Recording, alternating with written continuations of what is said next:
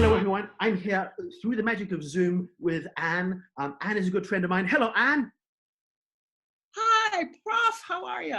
I'm very good. And we are doing a whole series of interviews about some of the many women based in Australia, but also others around the world, women in paleontology, because of course, this week is the week we celebrate Mary Anning's 221st birthday. So I want to start, Anne, by asking you, what was your, because you're a paleo artist, is that a good description, or a paleontologist, or you're a combination of the two?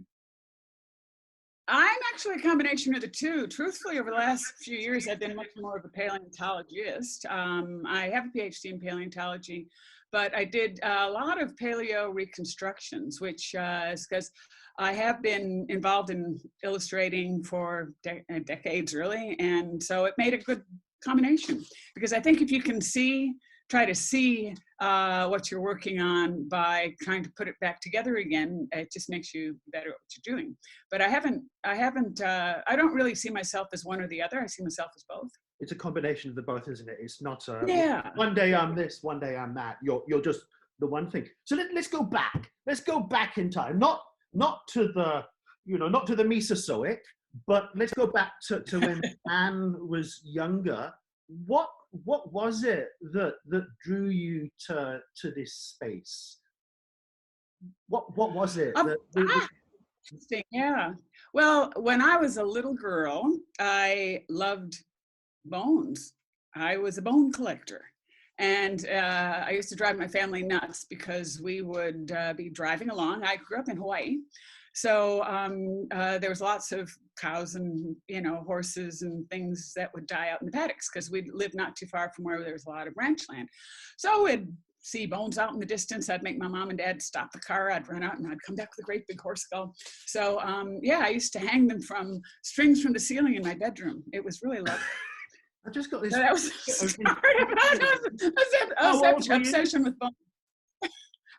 10, 11, 9, 10, 11 years old, and you've got this bedroom with skulls all hanging from the ceiling. Yes, yeah. It almost sounds like in the breeze. They would twist in the breeze. It was brilliant. Almost sounds like something. You had to ask. Well, you wanted to know. Well, I did, but because it's always interesting to see that clearly back then, that there was that fascination. And one of the things one of the things we talk at Dinosaur University about is really important to have a fascination with nature, because you need to understand animals that are alive now. And I guess that became important later in life as you're reconstructing things. So from hanging bones on the ceiling, right, as a kid, how did you hanging the skulls of dead things on the ceiling in your bedroom? Well, at least strange but cool. How did you then get from there as a 10, 11-year-old to be Dr. Anne? What was the, yes. It was kind of a long, involved process. My first degree was actually in illustration and design. So I did a BSc, a bachelor's in illustration and design, and I concentrated on natural history. So, and then I thought, God, I'm really getting interested in the scientific aspect of this. So I thought, well, I'll go into science next, which I did. So all this is taking years. And then I did a master's in Kansas, University of Kansas, in systematics and ecology. So that was very broad-based, nothing to do with paleontology, except that I was the illustrator for the museum as well as a student. And I did a lot of paleontology illustrations for various people. So I decided that I was, again, so interested in the science, I decided to work on, an anatomy project. So I asked one of the scientists, he was a Chinese paleontologist, and he said, oh, we happen to have an echidna in the freezer here. Why don't you work on that? And it was from the Topeka Zoo. So I started working on that, and I was very slow at it, and I was very careful. It went off on me. So then the next step was, well, why don't we see if we can get you nice fresh ones? We might send you to Australia for a grant, on a grant project. And I got a Fulbright grant, and I came out to Australia, the University of New South Wales, and I did a PhD on platypuses, echidnas, their extinct relatives. So, and now I'm still working on that sort of thing in early mammals in Australia, and I live out in the bush, and I do a lot with living animals for the caves where I work. I work at Jenolan Caves. So I do a lot of identification of the animals on the site, a lot of photography, and then I'm doing paleontology here. So yeah, it's a kind of an interesting trip. Yeah, and caves are fascinating places. And I've been to Jenolan Caves and had the honor of you taking me around and showing me some stuff. But being South Australian based too, I spent a fair bit of time down in the for sure, yeah. And what Liz Reed's doing out in Aircourt's amazing. And Aircourt's just amazing, because the Narracourt Caves are often known as a place of where fossils are found, because, you know, one thing dies every year over 10,000 years. That's 10,000 things that have fallen in the caves. So you build up that. But it's also important to remember, at Capricorn Caves too, I've spent some time there. It's also really important to remember that these are still living ecosystems. Oh yeah, absolutely. Caves are some of the most fascinating places on Earth. There's a whole world in a cave. You have the animals that fall through, like say you only need one every 1,000 years if in one spot, and you can build up still. It's a great record. We're a different kind of cave out here. I'm looking into the valley as we speak, actually. We got a valley like this, so you have a lot of topography. And it's not like Narracourt, which is quite flat. Wellington's kind of hilly, but we're different. So we've got very old caves, and the rock is very much uplifted. So you've got mountainous areas and you've got the caves. So mostly what you'd find in the caves are the animals that were happy on the rocks or washed in from the valley and the floods and all of that. So it's a little bit different, but it's like a yin to a yang. So it's just a different kind of a cave. But inside the cave, living creatures. One of the things I've been doing is going with Helen Smith, Dr. Helen Smith from the Australian Museum, caver Tina Wilmore, and we go through and look for invertebrates in the caves.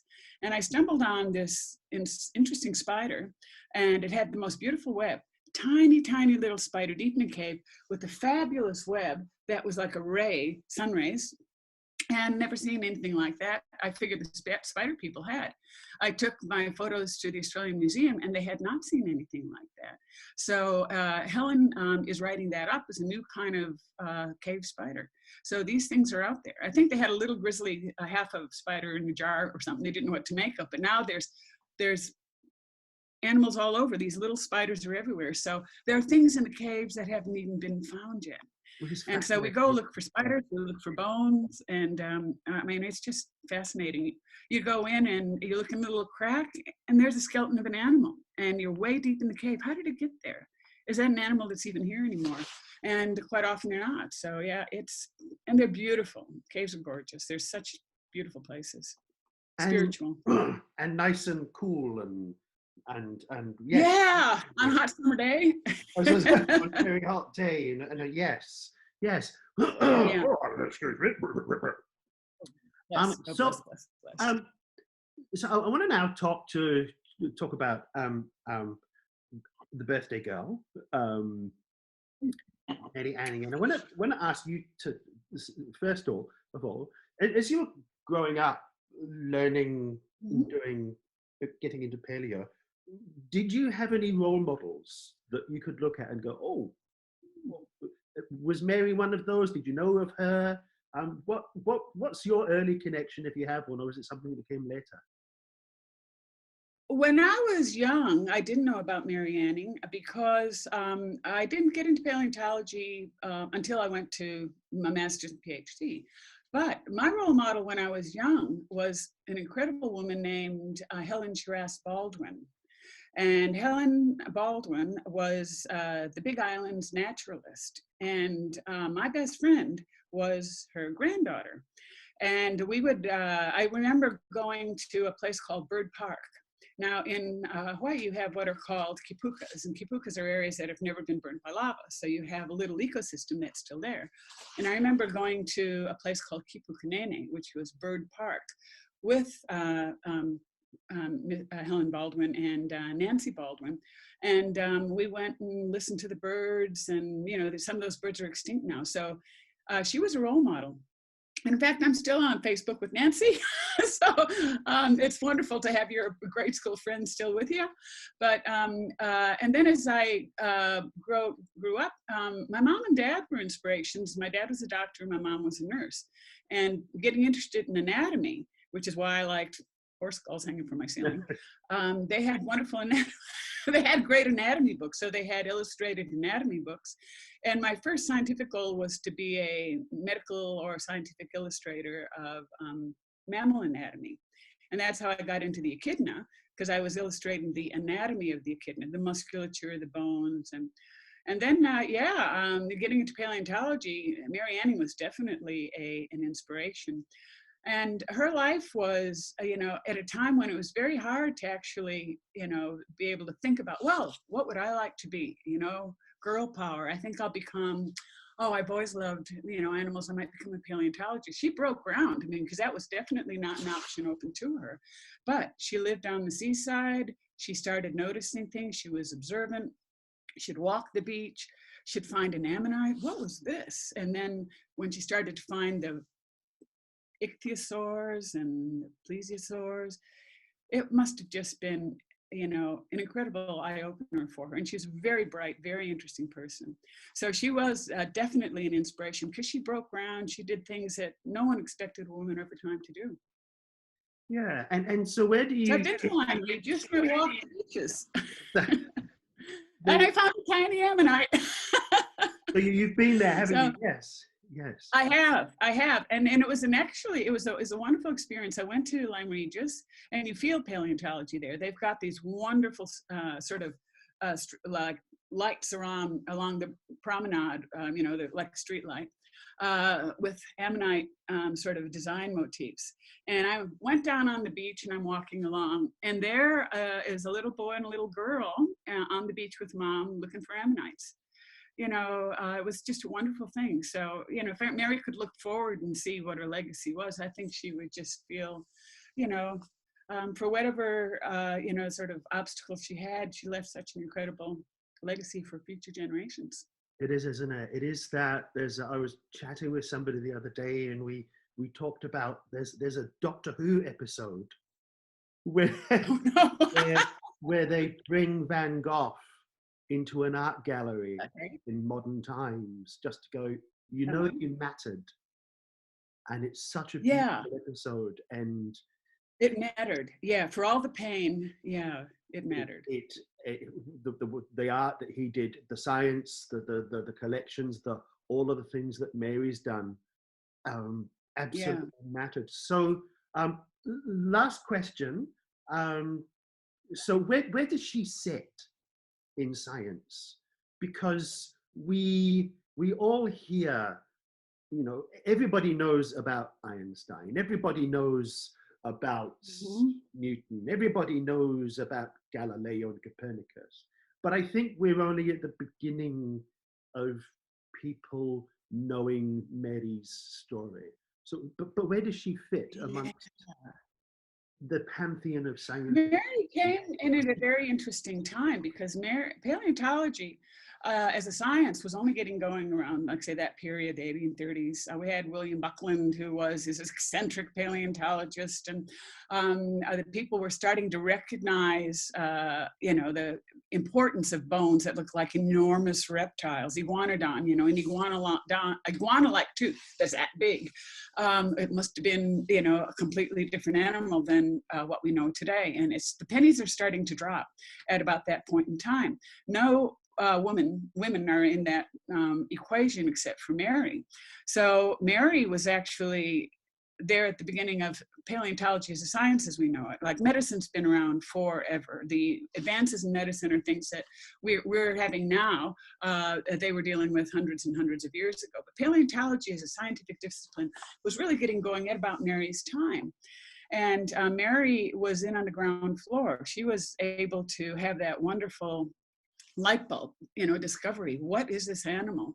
Well, it's got, it's a skull. It's a skull. I know skulls because I've seen them, of ferrets or, hedgehogs or whatever. And then to start to think about what it could have been, say that wonderful, excitement. At that point in time, there wasn't a real academic discipline of paleontology, and it started to grow from there as the science that we know it now.